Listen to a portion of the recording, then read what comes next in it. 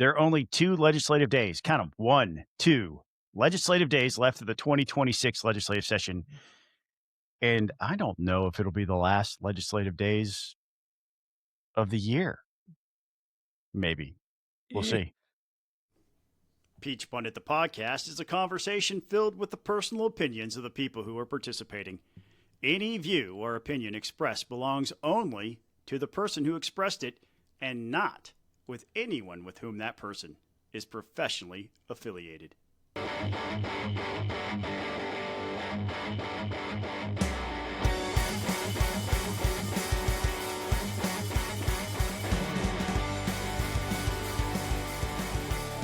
Welcome back to another episode of Peach Pundit, the podcast. My name is Scott Turner. That is Buzz Brockway. We're so glad you're here. Buzz, how are you? You out there running or something? Yeah, man. For office? March 28th, when we record this, no, not for office. I'm not running for office. I'm not running from the IRS. But I jog slowly. Let's put it that way. Okay. And today is the day of the Pi Mile Road Race, which is literally 3.14 miles. And and you can guess where this race is located, right on the Georgia Tech campus. So, well, you got your T-shirt. Let's show it off. I got my T-shirt. Yeah, for your visual viewers, it says "Hell of a runner." Hell of a runner, it says. So. Well, I got a T-shirt too. Yes, mine is of PSC Commissioner Tricia Pridemore being very proud of the fact that she's raised our power rates here in Georgia 33% in her time in office. Now there's a story, right? Because you did not make this T-shirt yourself. You made you made the little image. I made the image, right? because AI made the image for you. Because Tricia Pridemore, true to her reputation, was condescending with me during my criticism, and even though I was using Georgia Power's own documents to show her how much she had raised rates, because she apparently didn't realize how much she had raised rates, and called those rates Democrat talking points, by the way. As a result of that, I made this image. If on the YouTube channel, you can see it. I've also made a short out of an episode where I talked about my interaction with her. And the image is a political cartoon of her pointing to a power bill saying, I did that, raising it 33%. So how did you come to obtain this T-shirt then? Somebody gave it to me. Wow. Somebody took the image and put it on T-shirts and had a whole box of them. So I suspect oh my, that when Tricia shows up in public, there may be people wearing these from now on. So this is the 2026 campaign version of the "I flop with Colton" sticker that I guess it is. Made its way around among political insiders. Yeah. Listen, we're not powerful. We have no power here at Peach Pundit. Buzz, between the two of us, the amount of power that we have it's minuscule. More than zero, but less than 1% of the average person. But we are not without influence. We have a good show for you today. We're recording again on a Saturday because it is a legislative session. Yes. And day 38 has come and gone. Day 39 will be this coming Tuesday as we record. And Sine Die is scheduled to be Thursday. But when we get back, we're going to tell you why we think that's a 50-50 shot that Sine Die will be the last legislative day for this year. Golden Retriever Rescue of Atlanta, GRRA, is an all-volunteer, tax-deductible charitable organization. They are dedicated to providing veterinary care, comprehensive evaluation, and foster and adoptive homes to golden and Labrador retrievers who are abandoned, mistreated, neglected, or left in shelters throughout Georgia. We encourage you to visit their website grra.com and help connect people and dogs that need each other in their lives. You truly can make this world a better place by helping find homes of gold for these golden-hearted pups. Americans for Prosperity Georgia champions economic freedom and individual liberty across the state. They advocate for lower taxes, less government spending, and regulatory reform while mobilizing citizens to engage in the legislative process. Beyond economic issues, AFP Georgia is committed to more choice in K-12 education for all students and removing government barriers in healthcare, like certificate of need. Thank you to Tony West and our friends at Americans for Prosperity for being a partner level Patreon. If you too would like to be a Patreon to the podcast, you can head on over to patreon.com/Peach Pundit. Sign up for one of our tiers. Signal chat comes with that membership. You can join us. The conversation is pretty insightful. We have some folks in here that are legitimate insiders, give us all kinds of insight. And also, man, the jokes are funny. The memes are funny. It's a funny, lively bunch of folks. It is. We're glad we're building that community. Come be part of it. Patreon.com/Peach Pundit. Like, subscribe, you know the drill. So, Buzz, we made some news this week. Yes. And I promise I will pay off the tease about the schedule here, but there are a couple of bills that are going to that we're going to discuss later on in the podcast that will illuminate that. But I'm holding up, for the audio listeners, I'm holding up a mail piece that I received here at Peach Pundit headquarters, the cave in Holly Springs. And you'll notice I received one at the Peach Pundit satellite office as well. And the Gwinnett satellite office? Yes. It says, Jackson says no to eliminating Georgia's income tax.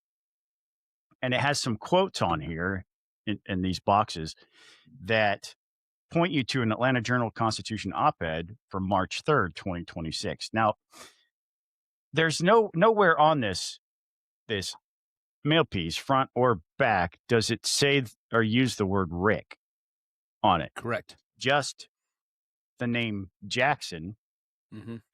And so I use this as a homeschool opportunity with my kids.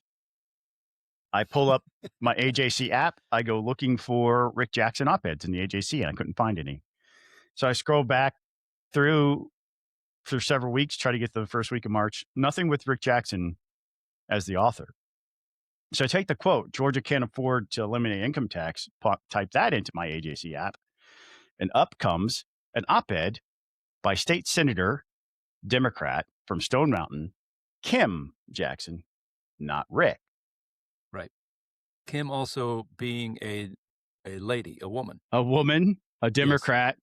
There are a few men out there named Kim, but this is not one of them. Not running for statewide office of any kind, running for re-election to be the senator of the district that she currently represents. But, so I tweeted out from the official Peach Pundit Twitter account, hey, this is kind of awkward. That op-ed wasn't written by Rick. It was written by Kim. And within minutes, I got a message from the Jackson campaign. And just a few minutes after that, they had posted it. They had a full-blown digital ad running, pointing out Rick Jackson did not say this.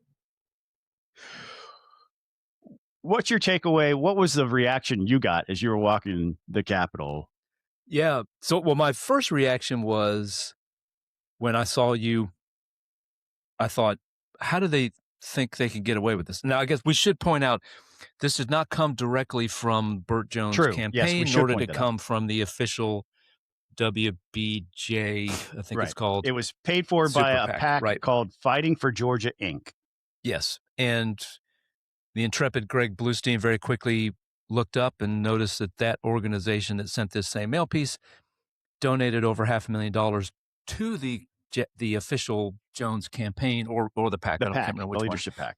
But an entity directly related to Burt Jones. So I think you can take off the table the idea that this was some sort of let us lay a trap for the Jackson campaign that makes Burt look bad. You know, some there 15 bank shot idea here. There was a that's commenter. Off the table. There was a commenter on Peach Pundit's social media that said this is clearly somebody in the Jackson campaign trying to make Burt some sort of dirty trick, right? And it's not, because you don't spend you don't give a campaign $500,000 to play a dirty trick on them.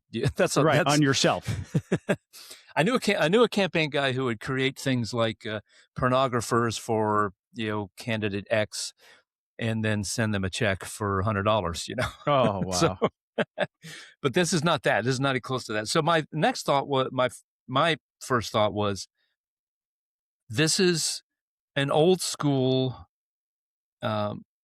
dirty trick where you try to get everybody to think that Rick Jackson, even though they didn't say Rick, you try to get everybody to think Rick Jackson is against cutting the income tax. Burt Jones is going to eliminate it. And if who's going to go find out? And even if they do, it's not going to spread far and wide, because who has the time and the money to do that? Well, they're running against Rick Jackson, who has the money to do that. And apparently the time too. Yes. Because they very quickly reacted. Yeah, and I thought, man, they're within 24 hours, if that, there's going to be ads running. They're going to be pointing this out, and it's going to be along the lines of, oh, here goes Burt Jones and his allies again, making stuff up, thinking that you're too dumb to figure it out. So, but yeah, the reaction in the Capitol was kind of a mix of, oh my goodness, what did they just do, to kind of hilarity. I mean, if you're a candidate, the worst thing that can happen to you is people laughing at you. And sadly for the Jones campaign, there are people laughing at them now because of this. Well, I have noticed that since Rick has gotten into the race, that Burt has been allowing Larry Walker, who is the pro tem, to run the chamber quite a bit. Quite a bit, yes. And while Rick has, I'm sorry, while Burt has left the building, so when the cat is away, the mice will play, as they say. Mm-hmm. Kim Jackson was in the well this week. And like the next day, yeah, the day after, the day afterwards, she's in the well. She's presenting a piece of legislation, and she is answering questions. And a Republican, Brian Strickland, who's also running for Attorney General, stands up and says, "I really appreciate that you have taken time out of your statewide campaign." She's not a statewide candidate. "To be here today and to work so hard on making sure this bill has been perfected so it can be something that we all support, because as a fellow statewide candidate, I know the difficulties that we have in running our statewide campaign and also being here to do the work. So thank you for that. And isn't this something we should also?" Kim Jackson does not miss a beat. She goes, "No. It's really nice to be able to run a statewide campaign without having to spend a single penny and to have my important issues and policies in the mailboxes of so many Georgians. And I'm really proud to be a Jackson." But yes. So again, people are laughing. Yes. And maybe they should, because it is kind of funny, but also it speaks to why you shouldn't make your decisions just based on mail, I think. Right. Yeah. You read these mail pieces. This was not a mistake. No. This was intentionally misleading. Yeah. It was dishonest. The person who designed this knew what they were doing. The people who put this in mailboxes, all of them, they knew what they were doing. They were intentionally being dishonest, intentionally misleading. So you can't read something like this without questioning it. And that was the homeschool lesson for my kids. It's like, now, Scott, what's really bizarre to me about this is Rick Jackson has made, does have part of his list of issues that he wants to cut the income tax in half. Mm-hmm. Why not just run an ad saying, why should we do half when Burt Jones wants to do 100, get rid of 100%? That would have been, and be like Texas and Tennessee and Florida. That would have been. Wouldn't you want that rather than why go halfway? We can go all the way with Burt. Some creative along those lines. And then there's nothing. They could have. Yeah, they chose not to go that direction. Tried to be too clever by half, and it blew up in their faces. We'll see. I don't know that everybody knows that. The average person's probably reading this and thinking, Rick, it's the only Jackson they know right now, right? And that was the point. So we'll see. We'll see how effective it is. But it certainly is dirty. So much gamesmanship happening right now. Indeed.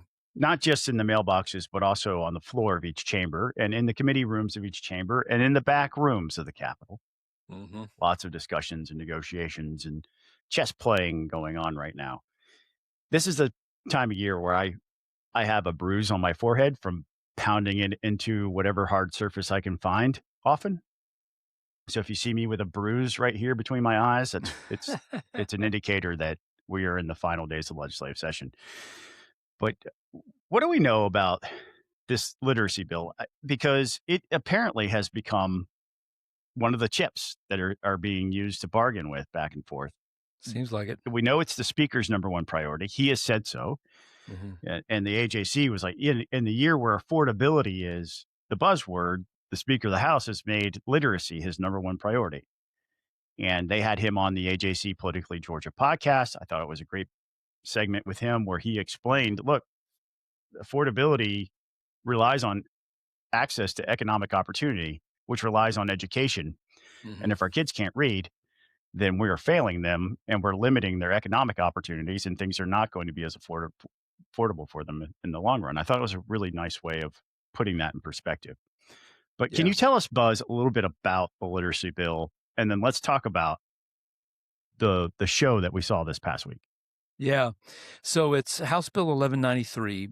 The principal sponsor is Chris Irwin, the House Education Chairman. The number two sponsor is John Burns, for the reasons that Scott just stated. It's he and his wife, Miss Dale. This is their deal. They want this to happen, as does a lot of people. That you won't find anybody in either chamber who are against improving literacy in the state of Georgia, right?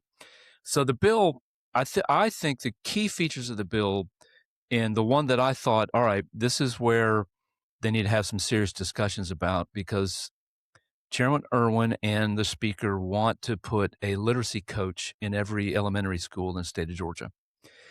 And the state's cost of that would be, the state of Georgia would pay for, out of the state budget, the state salary schedule for that elementary school literacy coach. That's a lot of people, and that's a lot of money. No question about it. It's a lot of money. And Chairman Irwin and Speaker Burns and Chairman Matt Dubnik, who is the number three sponsor on this bill, he's the education subcommittee of appropriations chair. So he digs into the budget as it relates to education. That's what he does. Knows a lot about it. And he's explaining how the House intends to, he has explained over and over again as this bill's moved through the process, how the House proposes to pay for this. It's not all paid for right away. They do it over time. Right. So and notably, the bill does all this outside of the direct control of the Georgia Department of Education. And there's a very good reason for that.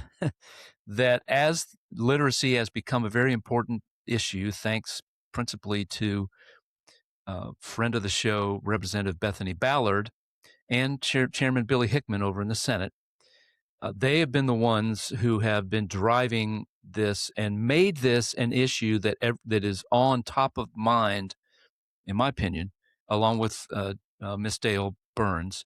They have made this the issue that's on the top of mind of every legislator in the state of Georgia.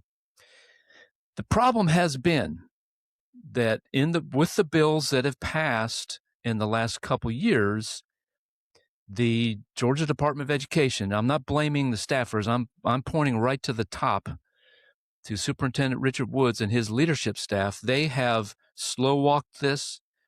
They have drugged their feet.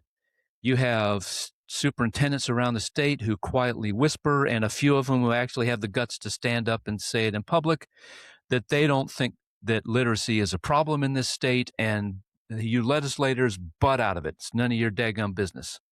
Leave it to us. That's the more or less, I guess, let's call that the empire striking back. Okay. And the bureaucracy, the entrenched government employee class. Yes. And there was that remarkable moment early in the session during budget week when Representative Ballard took the opportunity to question Superintendent Woods about what are we to believe. I look on one part of your data set and it says that a lot of kids are behind grade level. It kind of matches what we see with the NAEP scores, the National Assessment of education proficiency test that occurs every 2 years that shows that Georgia's fourth graders, only about a third of them read on grade level, are proficient. Superintendent Wood said, no. You have to look at this other place, and we know that 2/3 of our students read on grade level. Now, nobody believes that. Nobody believes that. I don't even think Superintendent Woods believes that. But there you go. That's laid out there. That was a remarkable moment.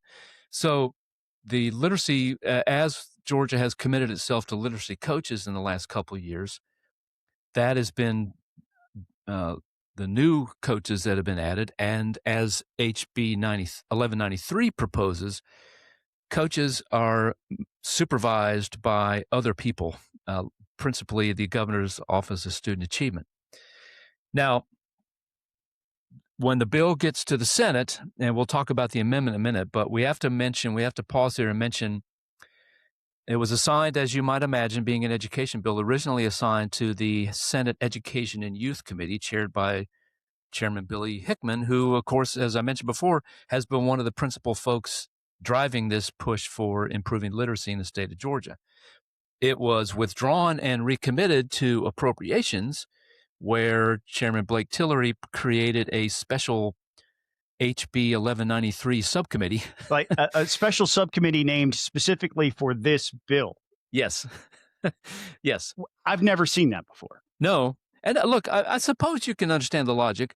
A big part of this bill is how are we going to pay for this? Right. That's a big part of the bill, right, and worthy of debate. Absolutely worthy of debate. So they held their hearing. See if I can get the day right. As you know, the days all run together. Wednesday, I think. Wednesday afternoon. So I was there. I joined the committee. It was in the Senate mezzanine number 1, with that funny little room that's there in between the second and third and fourth floors, and it was packed, as you might imagine. And the committee was presided over by Senator Greg Dolezal. And listen, the debate about the bill, the questions asked by the committee members, all the kind of stuff you would expect, not hostile, just senators trying to understand what is this piece of legislation attempting to do, and does it get us where we all want to go? Now, the interesting part, among those other interesting things that have happened, first of all, you have a committee created for one purpose.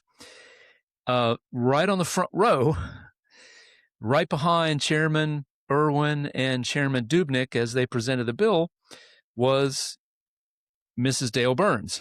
The Speaker's right next wife. to her, the Speaker's wife, right next to her was Chris Riley, the Speaker's chief of staff. And I remember when I described it to you, you said, what a flex. That's exactly what it was. Yeah. If you don't know how big of a deal that is, you never see the Speaker's wife attend a hearing on a piece of legislation. That does not happen. And to have her sitting next to, it's pretty rare for the Speaker's chief of staff, hardly ever. Right. But to have that combination, and you have to understand too that when the Speaker is trying to decide which Senate bills get to the floor for a vote, his number one advisor is his chief of staff. Yeah. So they are very intentionally flexing on this committee, because it's sort of a flex by the Senate to say, okay, we're going to give this its very own committee. Yeah. And then give it a hearing. And then the House's response is, oh, yeah? Well, you want to flex? Yeah. Tell Miss Dale. No. Tell Miss Dale that you're messing around with her bill, because this is her bill. And Senator Dolezal said, we're not taking a vote on this today. It's a hearing only. Which happens, right? There are plenty of bills where you just have a hearing only, and then everybody discusses it, and then you come back and reconvene and have a vote. But after the questions were done and the presentation was over, and it was time for public testimony, Senator Dolezal said, Ms. Dale Burns, would you like to say something? And I was sitting behind her, so I couldn't see her face expression, but what I heard her say was, no, I'm fine. And I'm just happy. Yes. So, I didn't stay for all of it. I had to get to another meeting. I didn't stay for all the public testimony, but then public testimony commenced. I'm told that Mrs. Burns never made a public statement, nor did Mr. Riley. One of the reporters in the room told me that he also was behind and couldn't see, and he said, "What was your facial expression during the hearing, Chris Riley?" And he said, "I smiled the whole time." So they were just sitting there smiling at the Senate committee. So all right, now they made changes. Yes, but then this is what's interesting, and this is why I think the House is so upset. Principally, the Speaker is so upset. They didn't take a vote on it, yet it moved to the full Appropriations Committee the next morning, which can be done. Right. Okay. The chairman of a committee can pull any bill he wants out of a subcommittee into and frankly, the full they're running committee. out of time. They had to. Yeah, running out of time. They have to do this. Yes. So the next morning, I wasn't there, but I'm told that Speaker Burns showed up for that meeting too, himself. Unheard of. As Chairman Blake Tillery, the Senate Appropriations Chair, rolled out their changes. Now, look, they're going to get this bill done. Okay. The question now becomes, and look, I think everybody knew, I think even the Speaker knew, the Senate was going to make some changes because that's just how it works.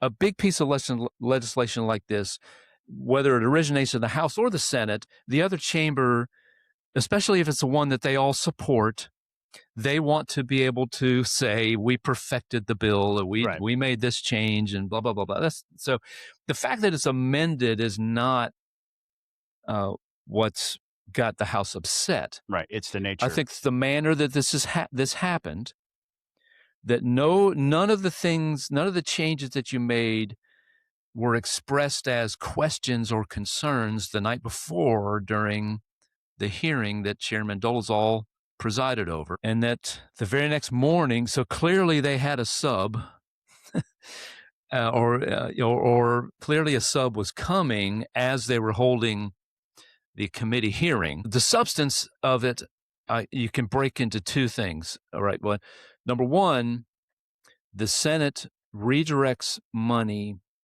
more toward what they say is we're directing more money to the classroom because that's where it needs to go. The way they do that is by killing off, sunsetting the Literacy Council, which was created a couple years ago by Chairman Billy Hickman's bill. And rather than routing all of these the oversight of these literacy coaches to GOSA and other entities, they, in many places in the bill, return that authority of oversight back to the Department of Education. And so that is, they say, well, we have to save money. That saves money, and that allows us to redirect more money to the classroom. In a perfect world, I'd have no problem with that because we have this big, gigantic department whose job it is to make sure kids know how to read. Okay? Right. But what we have seen under Richard Woods as superintendent, as I mentioned earlier, he and his top staff have been slow walking this. And I'm sure it's because superintendents quietly around, and a few of them, publicly grumble about this. They don't like it. Okay. And another key thing that has happened over the last couple of years that maybe senators are not aware of, and I posted this on Peach Pundit a while back. Okay. Well, the Literacy Council's their big task was tell us what the science of reading means and make recommendations. Go out there and find the best screeners and the best curriculum so that the State Board of Education can adopt those as the curriculum and screeners that we are going to use in the state of Georgia that are going to deliver the results we want. They did that under the direction of Scott Johnson. Department of Ed had a role to say you can recommend screeners and curriculum as well. The ones that they recommended, experts all across the country say, why in the heck are you recommending those? They don't work. And those got added. Some of those got added to the final list that the State Board of Education voted on. Now the results are coming in, and what do we see? Which ones, Scott, I'll let you guess here, some audience participation. Which screeners and curriculum do you think that many districts, most districts across the state chose? The high quality ones or the lower quality ones? I'm going to guess lower quality ones. There you go. So, and part of what HB 1193 does is cut those out and say you can't use them anymore. Right. We're And they tired should, of this because we gave you guys the job of going out and finding the best. The Literacy Council did. Department of Ed, not so much. So tying it back to Bethany Ballard's remarkable moment. Yes. Where she's pointing out that even according to Richard Wood's own data, the state is failing, and he's making recommendations, giving us that failing score. Mm-hmm. And it didn't matter which way you looked at it. Even in the rosiest of measurements, it was 66%. That's a third. And you flip it, the lower, only a third are on grade level. Yeah. So that's the result, is we are failing our kids using this low quality curriculum. Yeah. And so the House's position has been, all right, if they're not going to do what we need them to do, let's cut them out. Yep. Because they're not getting the job done.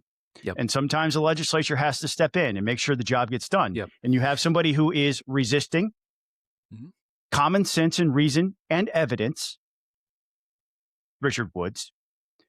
And so the House did this, and then the Senate comes along and they took funding for the coaches out of QBE. They moved it somewhere else. This is feedback we've gotten from legislators.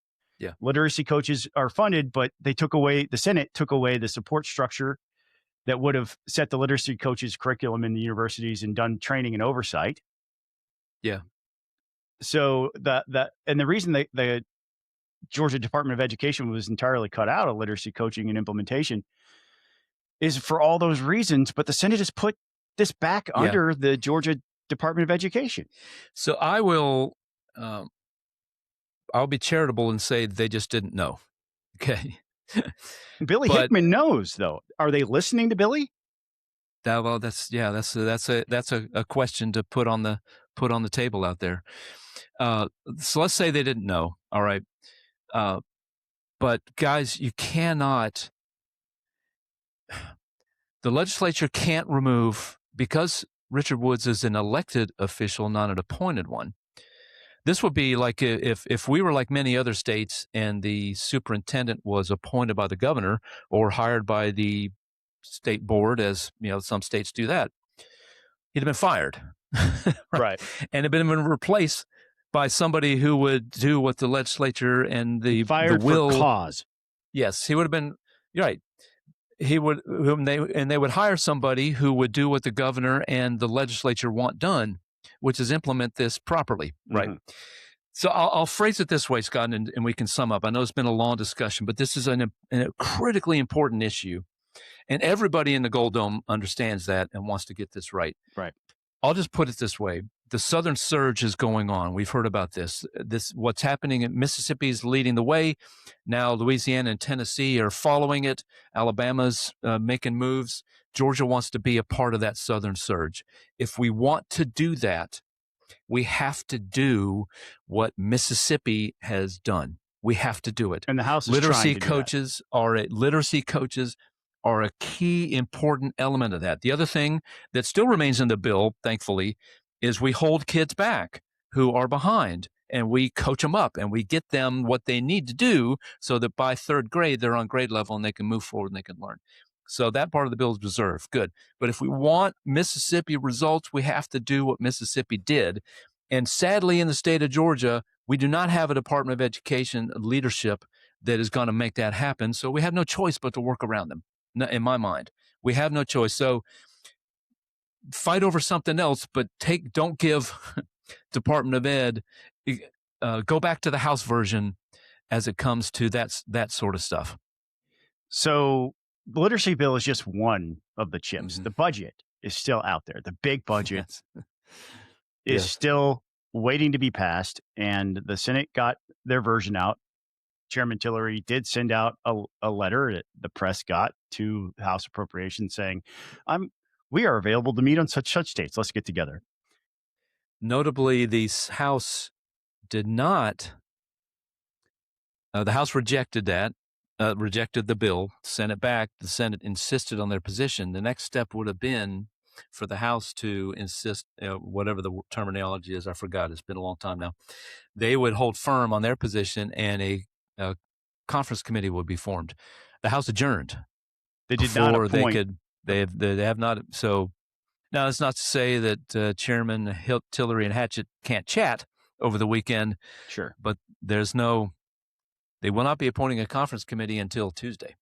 And typically, the majority leader, the pro tem, and the appropriation chairman are all part of that from each chamber. Yes. But those 6 individuals will not be meeting over the weekend. So it would have to be Hatchett and Tillery. 2 legislative days left. Yeah. And the House, we heard from rank and file members in the House that something kind of extraordinary happened. The House leadership asked their members, hey, what are your plans for after sine die? Will you be around? Which is an indicator that they're planning on potentially going beyond April 2nd for sine die.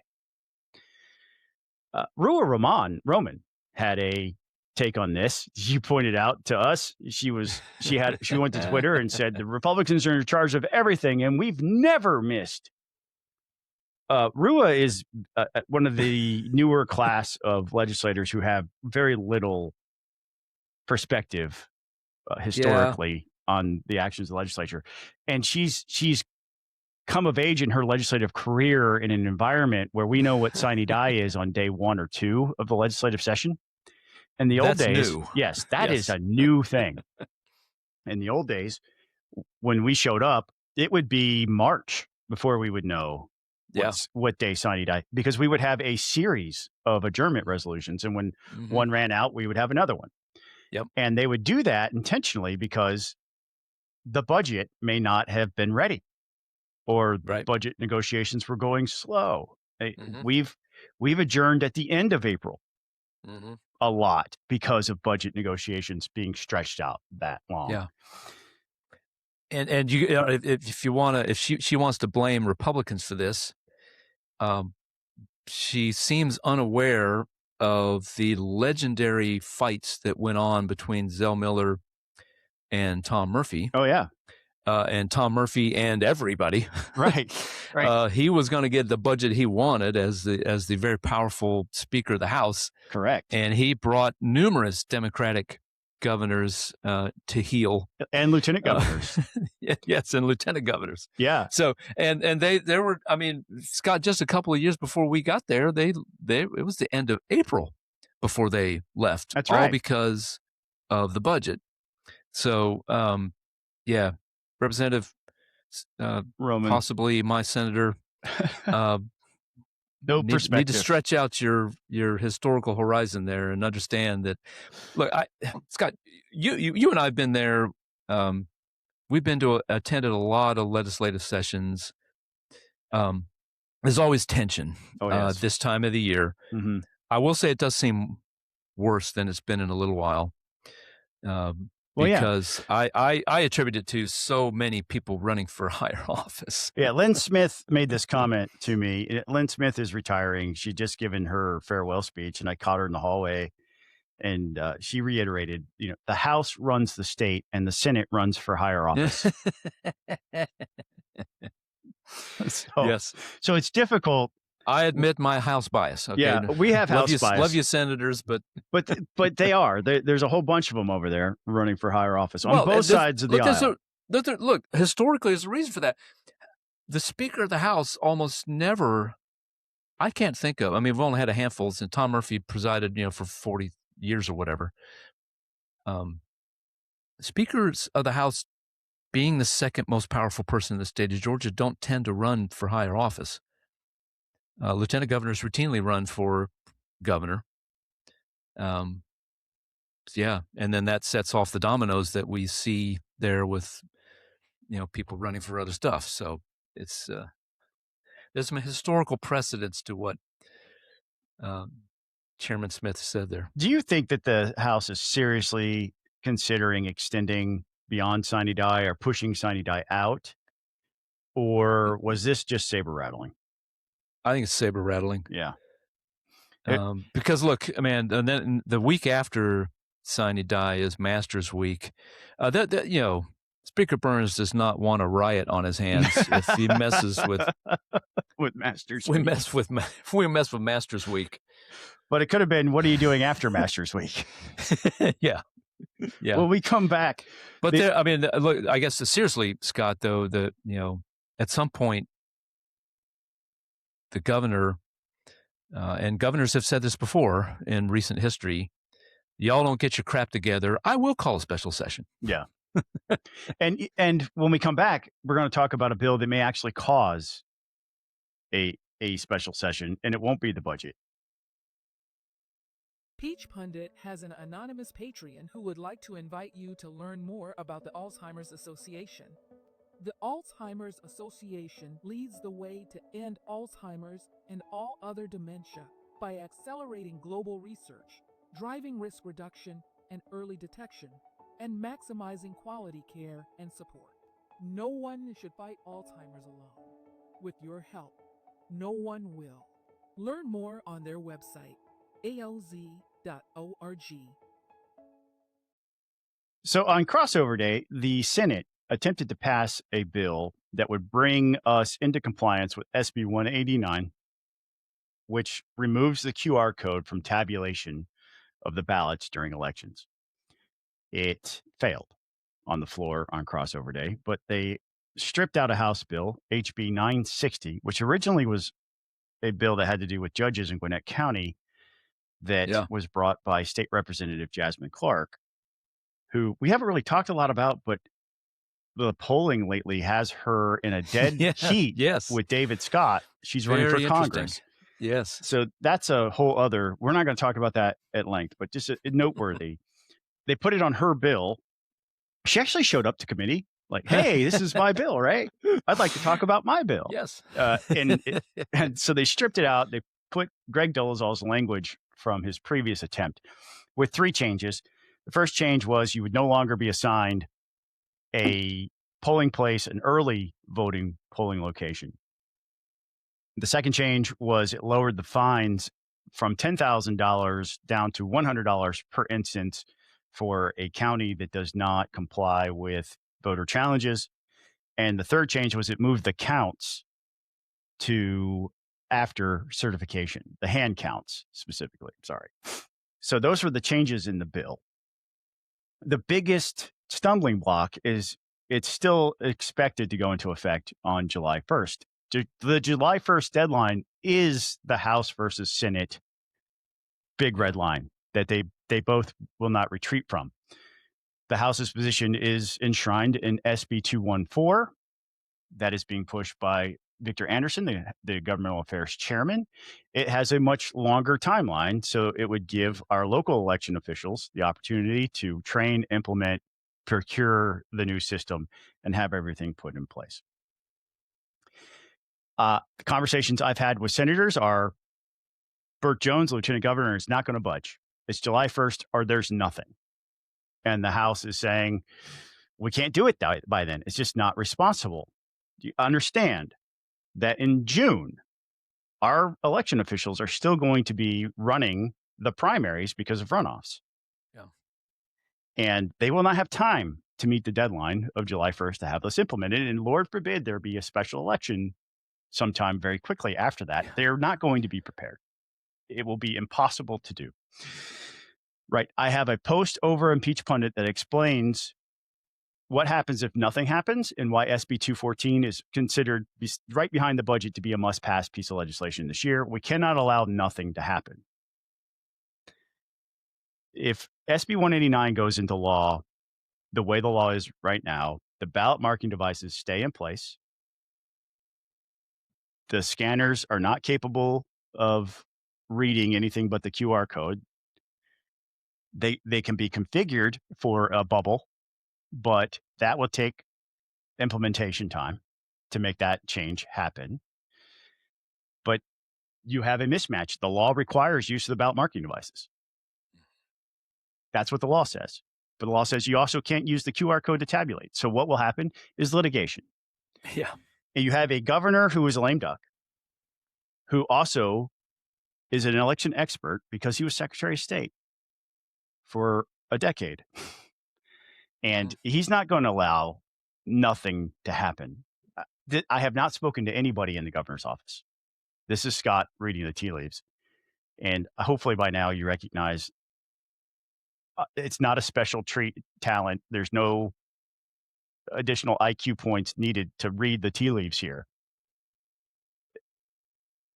So you could do this too at home. Like you could come to this conclusion yourself. Right. Like, yeah. There's no way Governor Kemp is going to allow this to happen. He will take all of the political heat for calling a special session because it's the responsible thing to do. This governor has governed responsibly, even when activists in his own party boo him on stage. He doesn't care. He's going to do what he thinks is the right thing. There's no way we get to the midterms with nothing happening. There's no way Governor Kemp's going to allow a judge to figure this out. The legislature has to act. They have to. Yep. And one of the things I said to a senator in the hallway was, Bert's not going to have a choice. And his reaction to me was, oh, Bert's got a choice. I said, I don't think he does. I don't think he does. It is irresponsible to move forward. You're hearing from election officials from around the state. I know you are because I'm getting those emails too. And the election officials are telling their own elected members of the legislature, you guys can't do this to us this year. Yeah. The House version is so much better. The House version is not perfect according to them. No election system is. And I want to add something else too. Senator Dolezal points to something called the CISA advisory, and he points to the vulnerabilities as sort of his call to action and creating the sense of urgency. We know that the Dominion machines are vulnerable, therefore we have to act. We can't allow us to run another election on them. And that would be a perfectly reasonable, and it is a reasonable concern. However, he never talks about the ways the state has mitigated the risks. There is no perfect election system. I don't care if it's ballot marking devices. I don't care if it's hand-marked paper ballots. I don't care if you vote by carrier pigeon or you have an armored transport for your ballot from your home to the election office to drop it off. People have figured out how to steal votes on every voting system mankind has ever invented. Every election is vulnerable somehow, some way. But you can never fully eliminate risks. That's just a reality. But you can mitigate risks. You can limit risks. And the state has recognized the vulnerabilities that the CISA advisory has and has put mitigations in place for every single one of them. The only thing they haven't done is updated and patched the system. And they haven't done that because the legislature hasn't appropriated the money. And I have a timeline of all the times the Secretary of State's office has approached the legislature, starting in 2025, saying, this is what we need to do this. The legislature has ignored all of those pleas to get them the resources they would need to make this reality. I know there's a narrative out there that has said that they haven't been cooperative. They have shown up to committee hearings. They've shown up to appropriations. They've given reports. They've made the request. They've had informal meetings with appropriations chairman, and they've said, this is what we need. Nothing's happened. And now you have this sense of urgency because the midterms might be run. But look, your elections, even with this vulnerable system, have mitigations in place to limit those risks. And even if we move to a new system, there would need to be mitigations under Dolezal's bill, and they may not have time to implement them. Yep. And so you have to weigh the trade-offs here. I'm not saying that the vulnerabilities are not concerning. Clearly they are. Otherwise, we wouldn't have put mitigations in place to deal with them. Right. But if we don't get that done, this bill will be the reason they have a special session. It will be the reason why April 2nd is not the last legislative day of this year. Tell me when I'm wrong. Well, you're not. But I think this becomes item number 2 on Governor Kemp's list of get your crap together, or I'm calling a special session. And Governor Kemp has not weighed in. No, not publicly. And to my knowledge, you would be more knowledgeable than I would, but I've not seen. The governor has several priorities that are working their way through, and a lot of them have already landed on his desk or are ready to land on his desk. So his businesses that he wanted done is taken care of, and as far as I know, he and his team haven't weighed in on a whole lot of stuff other than their priorities. So, yeah, now would be the time, Governor Kemp. But I think, look, Scott, you hit on something. There's a maxim that Thomas Sowell offered that everybody has to understand. There are no policy solutions, only trade-offs. Right. And so, as you said, there seems to be the consensus that many people in the legislature and in the state of Georgia no longer want to use ballot marking devices. Okay, fine. You have to. There are risks with ballot marking devices, and there are risks with hand-marked paper ballots. How you implement them is important. You pointed out the massive number of pre-printed ballots that would have to exist to accommodate what the Senate bill wants to do. Yeah. That seems to me to be something that creates a risk. You have a bunch of pre-printed ballots there. What are the mitigations to keep poll workers late at night saying, well, my friend Susie didn't show up to vote. I'm sure she wanted to vote this way. And bam, bam, bam. Suddenly you have a bunch of ghost ballots in there. So explain what that's a portion of it. Using DeKalb County as an example, there are 500,000 plus voters in DeKalb County. It might be 400,000. Let's for sake of argument, let's say there are 500,000. There are over 400 different ballot styles or permutations of ballots, and you would have to have one ballot for every voter at all 15 locations, just in case they showed up to vote. Yeah. And that would mean there would be millions of extra leftover, uncast, untouched ballots that would be subject to chain of custody rules and laws. Otherwise, you don't know until after it's too late that there are a bunch of fraudulent ballots in the ballot box, because the opportunity to just go ahead and start marking those ballots and stuffing them in the box exists. Mm-hmm. And so, again, there would need to be mitigations in place. Right. But the opportunity is so much greater because there's so many extra millions of these ballots. And that's just in one county. And it's in one of the hotspot counties where we traditionally see trouble, where there are errors made. It's well documented. DeKalb County struggles at times with their election administration. It's not new. But if you throw it all together, so on this rush timeline, you are inviting problems. Right. And so, the House bill, the way they deal with that is the ballot on demand printing, right? Right. Which again limits the number of ballots, allows you to go to any early voting location, just like you do today. But takes time to implement. Yes, because you have to procure the printers. You have to procure the new system. And you have can't to train hundreds and hundreds, thousands and thousands of poll workers all across the state on how to use that. Right. So there's ideally process. What you would do is you'd have a pilot project, right? So that voters can become familiar. Oh, this is how this works now. I understand it now.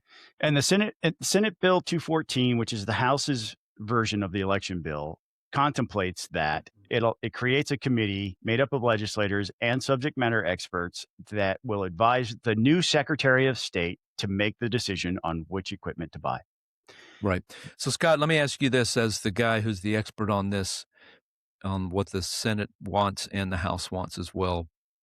Is there a compromise date? July 1st, 2026 won't work. If January 1st, 2028 is too far away, will July 1st, 2027 work? Halfway in between. How do we broker a compromise here? Because look, in these kind of things, right? It's not often that one side wins and the other side is humiliated. You have to create an avenue for one side or the other to save face and come out with something that they want. So how does this come together and happen? Because both sides seem pretty daggum locked in to what they say, what they want to do. It depends on what you're willing to trade off. We've talked about this in the past. You can do things fast, cheap, or good. Pick two. If you want to do it the right way, 28, and it's not even like July 20 of 28. It's January 1st of 2028. So a year and a half from now, essentially, the new system will have been selected and already begun to be implemented, so that it is ready to go on January 1st of 28. But it's the procurement process. You don't want to rush that either. And do you want the new Secretary of State to have buy-in and support for the new system or not? Because they're the ones who are going to have to, by law and by the Constitution, oversee the elections. And it's not going to be Brad Raffensperger. So all your animosity towards Brad Raffensperger can just go away, because whoever it's going to be, they're going to have the say. And that's, I mean, to that point, they all hate Brad Raffensperger. Forcing the July 1st relies on the guy they hate to implement that and make that happen. Pull the rabbit out of the hat somehow. And it's not just him. It's not just him. I know that they would love to be able to blame him, but you have county level folks who are forced to do the work. Yeah. So it's not just him. It's a whole lot of people that make elections happen. Yeah. But do you want the new Secretary of State to have any type of say? If you do, then you got to give him 2027 to evaluate, purchase, do the RFP process so multiple vendors can make their bids, and tell us what they are able to bring to the table, what their trade-offs are, so we can have a genuine evaluation process. January 28 is not that far away when you look at it through that lens. So are you wanting to trade off doing this the responsible way, what's best, not only for the voters, but for the taxpayers of this state? Yeah. Is that something the House is willing to give up? And I don't think that they should. Scott, do you think that fall of 2027, we have local city elections, right? Mostly. Do you think that this could be set up and ready so that means, working backwards, say August of 2027 for city elections, municipal elections? Could they get it done then? And does that become a compromise situation? I think that may be possible on a small,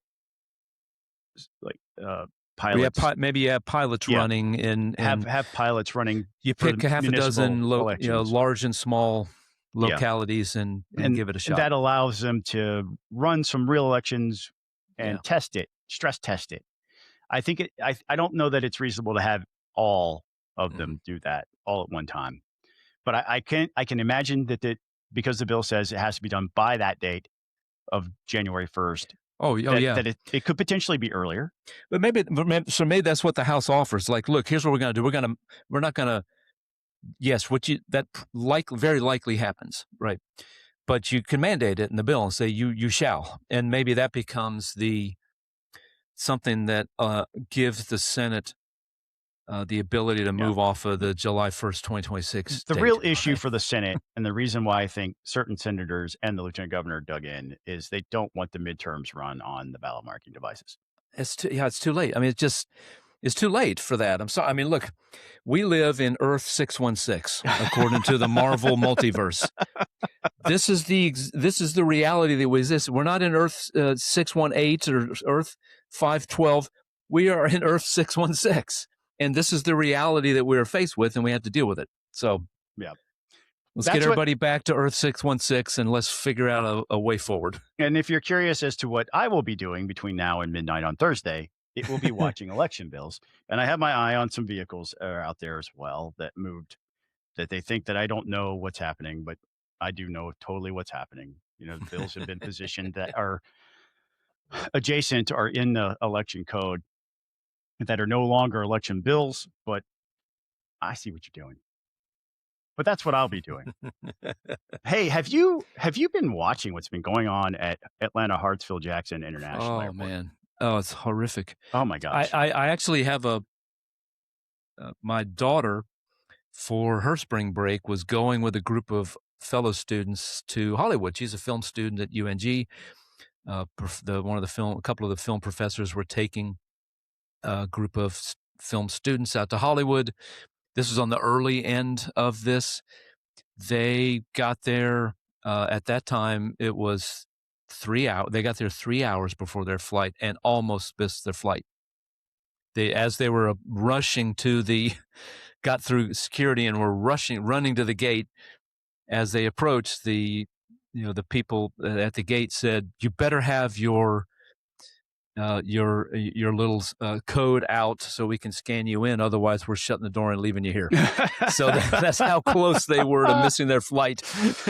Well, Delta Airlines made headlines this week because they cut off a program that gave members of Congress and their staff special treatment. They said, we're shutting down this program, and the members of Congress who fly Delta will now be treated like the rest of us plebes. and so they've gotten a lot of praise for that. But my first question was, wait, what? Members of Congress get treated specially? Shocking news, Scott. I know you're shocked by that, but yes. I mean, is there a dollar figure I could pay? I don't want to be a member of Congress. That I could be part of that program? I mean, sort of, I guess. They fly a lot, right? So they would probably be in the real world, whatever it's called, Diamond Club. I what hope Delta calls John it, Ossoff had to stand in that line for 4 or 5 hours. I hope he had to. Well, it's getting to the point. I think there's, as we record this, Congress. A deal was supposed to have been cut and the Senate voted on it, and the House was supposed to have voted on it. Maybe this already happened and things are going to return to normal soon. But Scott, it was getting to the point where if your destination was within an 8-hour drive of Hartsfield, Houston had it just as bad. So a similar situation in Houston, two really huge airports, right? Mm-hmm. That it's better to drive. I mean, that's how bad it had gotten at these. But Scott, I did not realize this until Eric Erickson pointed this out. There are a number of airports that have privatized the check-in process, the TSA process.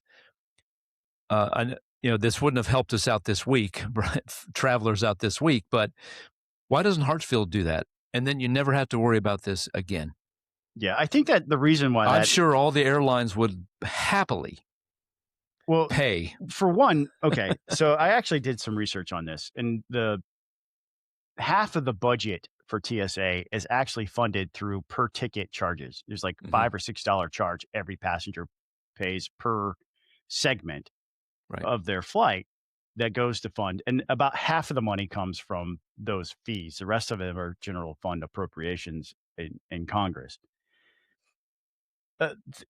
When we moved to having the TSA under the Department of Homeland Security after 9/11, the airports didn't want that liability for security anymore for obvious reasons. So they sort of begged the government to take over.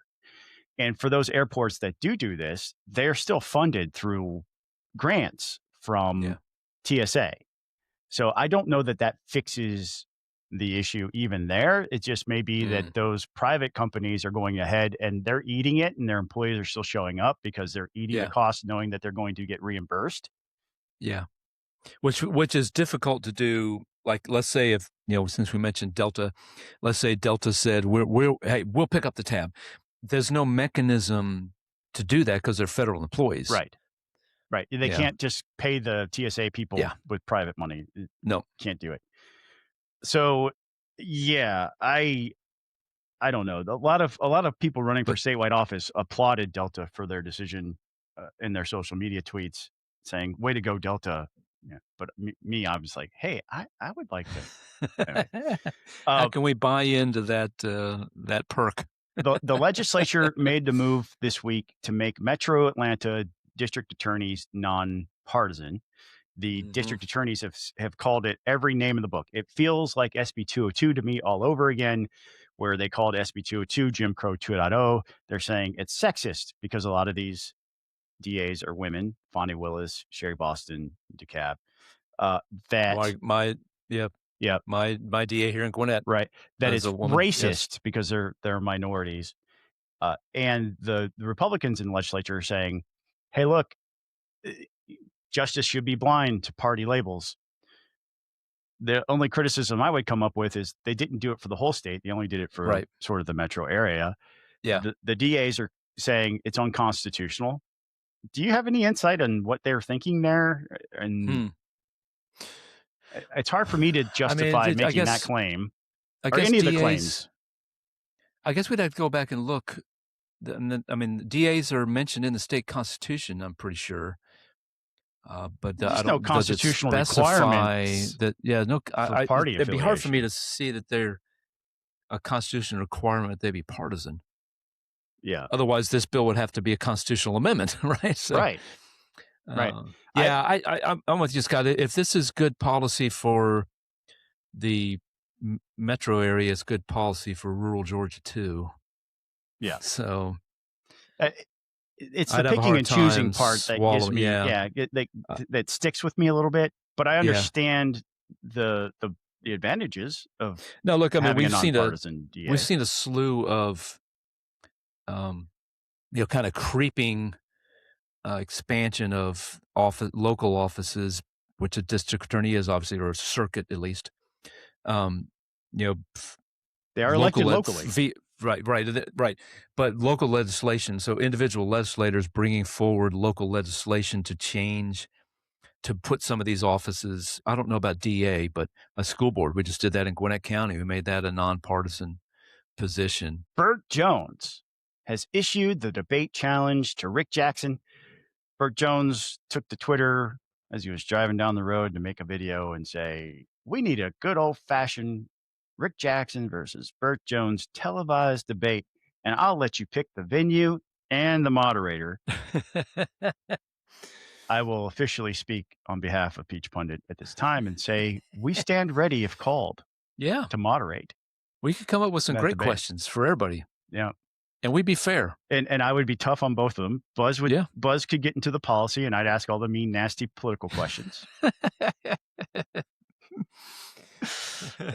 And I wouldn't go easy on either of them. And Buzz would definitely go into the weeds with both of them. So I would demand that the other candidates be invited. That's what another big takeaway. So Chris Carr jumps in and says, "Hey, I'm here.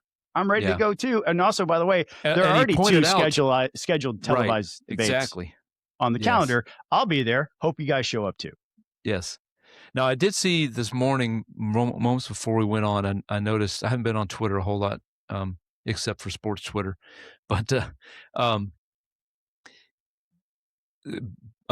Greg Bluestein had a quote from Rick Jackson. I guess he was asked about this. He's been making all sorts of. He's traveling the state. He's campaigning hard. He's packing out. It's all Golden over the place. Corral and various places. You see a lot of folks in the Golden Corral. Listen to Rick Jackson. The quote was words to the effect of, "I'm happy to debate, but everybody keeps telling me that nobody cares about debates and they don't make any difference at all. So if you can show me a debate that's actually meaningful and informs people, I'm happy to be there." So that would be a Peach Pundit debate. Yes, the Peach Pundit debate would rise to that threshold that Mr. Jackson has set there. We would ask the questions that everybody's wanting to know the answers to. Yes. And we'd also test your knowledge on the policy. And I think it would be very helpful. Yeah. We stand ready. Let's do it. You know how to get in touch with us. Jim Jordan, from the congressman from Ohio, the original father, I guess, or one of the fathers of the House Freedom Caucus, is coming to Savannah in early April to support Jim Kingston's run for Congress. Right? Yes, the 8th of April. Yep. And I guess it'll be a big event. If you want to learn more about it, go down there. But what does it say about Kingston's momentum here in Georgia that a congressman who is as well known as Jim Jordan is, with the conservative bona fides that Jordan has, would come all the way from Ohio down to Savannah? Is he just looking to to experience Southern hospitality, or does it really speak to the momentum that Jim Kingston has? I mean, he will experience Southern hospitality in Savannah, no doubt about it. They're great down there. But yes, absolutely. No, but it's, I mean, to me, I guess the Boston Rockaway answer is that Jim Kingston has momentum and the other candidates in that race don't. Mm-hmm. So True story. True story. And last thing on our agenda tonight is a check-in on the Attorney General's race for the Republican nomination. mm-hmm. We have a couple of candidates there in the state Senate, Bill Cowsert from the Athens area and Brian Strickland. And Brian Strickland, Henry County. Yeah, the reason why we're rolling this out and it's newsworthy is Brian Strickland now is touting that he has 100 sheriffs. There are 159 sheriffs in Georgia, and 100 of them have endorsed his campaign for Attorney General. And it sort of got us thinking, like, is he the only one campaigning? And it's not I don't mean this as a knock on Senator Cowsert, but I'm not seeing the same level of activity or enthusiasm or momentum in that race. Yeah. Either. Right.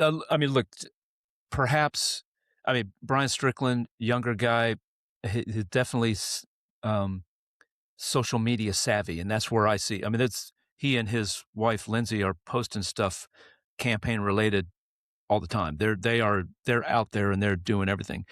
Perhaps Senator Cowsert is out there working just as hard and not posting it on social media. That's all I can come up with. But Scott, 100 sheriffs. I mean, people always wonder, do sheriffs carry the political weight that they used to? Maybe not, but in an attorney general's race where the attorney general has the top law enforcement person in those 100 counties saying, I want to work with that guy, that's big. That is a powerful, maybe it doesn't matter as much in a governor's race or whatever, but it sure as heck matters in an attorney general's race because there's law enforcement, and you got to have local law enforcement working hand in hand with the Georgia Attorney General if we're going to properly carry out our laws in this state. And endorsing a guy, one of the candidates for Attorney General, that's a pretty strong statement there. It just speaks to momentum, and you're right. I mean, it could be that Cowsert's out there, but I think with the down ballot race being what it is, and we've talked about how Rick Jackson has been buying up all the advertising. With the way that dynamic is in play, social media is clearly one of the ways that you can get around the fact that there's not a lot of airtime. There's not a lot of, but I mean, either of these campaigns, neither of them have sent me mail. I haven't seen anything from that. And we may be chronically online, but I follow Senator Cowsert on social media. I follow Senator Strickland as well. And I'm just not seeing anything close to the same type of energy coming from those two campaigns at this time. And I think that could be one of the reasons why he's been able to secure, not that he's soft on crime or anything, or either of them are soft on crime, but it could be one of the reasons why the sheriffs are getting on board. They're seeing the effort. Yeah. So you don't get somebody to vote unless you ask for it. And it's true. It's a true story. That's going to wrap our show. Did you have anything else? Is there anything you are going to be particularly watching besides the budget, literacy, and elections heading into sunny day? I mean, we've got a occupational licensing bill. I call it a second chance occupational licensing bill that's really close to passage. It's been this close before. It was this close last sine die, and the Senate adjourned early, and that was the end of that. But we're really close. Got some good momentum on it this week, and I think, Lord willing, it's going to get done. And that would help a heck of a lot of people. And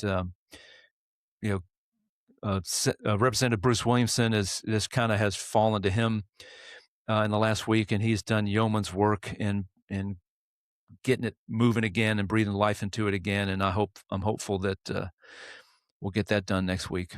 And a lot of other stuff there's some charter school bills that we need to get across the finish line.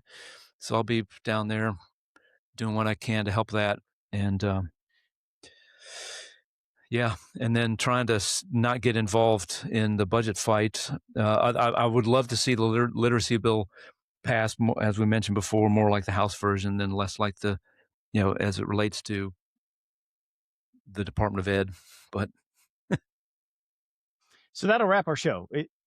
If you see us at the Capitol over the next 4 or 5 days between now and midnight on Sunny Die, stop by, say hello. We'd love to chat with you guys. I know a lot of our audience hangs out at the Gold Dome during legislative session. Let us know what you're thinking. I really appreciate all the comments we've gotten last. yeah, The show is growing, folks, and it's because of you. yep, Buzz and I were talking just before we came on about the viewership, not and all of the different channels that we have. We have half a dozen different ways that this gets to you. It's either audio or now on YouTube. But the viewership is growing, and for that we are very grateful. And it wouldn't be possible if indeed. you weren't telling other people, if you Yep. weren't making the recommendation, we weren't providing a value to you. I'm certain that wouldn't happen. Just thank you for that. But there are people that rock who actually voluntarily give us money to make this thing happen. They go to patreon.com/peachpundit. Not only do they click the like and subscribe button, which you should be doing right now if you haven't already, they go over to patreon.com/peachpundit. They sign up for one of our tiers. Just at the $5 level, you get access to that signal chat that we talked about. We continue to talk about. It's a great environment, great community that we're building. Come be part of it. Patreon.com/peachpundit. The people who rock are Adam Pethel, Tony Weston of Friends of Americans for Prosperity, Amy Davis, several anonymous contributors. Also, one specifically wants you to learn more about the Alzheimer's Association. Bethany Ballard, Bill Werkheiser, Bo Brannon, Brittany Ellison, Colin Martin, Courtney Cothran, Daniel Shaver, Donald Kirkland, new this week. Thank you, Donald, Yeah. for signing up. Elizabeth Clare, Emmanuel Hernandez, Frank Russo, Gabe Hartwig, Jeff Cobble, Greer Howard, Hank Burnham, Harrison Edwards, Jacqueline Ford, Jason Bankston, John Vestal, Jordan Reed, JT Marshburn, Justin Wright, James Hall. I'm going to say James Hall twice because he got skipped last week for whatever weird reason. Ken Pullen, Kenyatta Mitchell, Lawton Sack, Mark Pettit, Mike Buchert, Randall Trammell, Reed Powell, Robert Lee and our friends at Lee6 Media, Robert Mabry, Robert Pruitt, Ron Daniels, Ryan Graham, Ryan Purvis, Sam Thomas, Sergio Ortega, Shannon Ferguson, Skylar Akins, Stuart Wilkinson, Terry Fye, and Whitney Griggs. Thank you to all of you for being Patreons to the podcast. I am Scott Turner. That is Buzz Brockway. All the music you hear is by Jason Pye. Peach Pundit is owned and published by me, Scott Turner. Just as a reminder, though, just because you see or read it on Peach Pundit doesn't mean Scott agrees with it.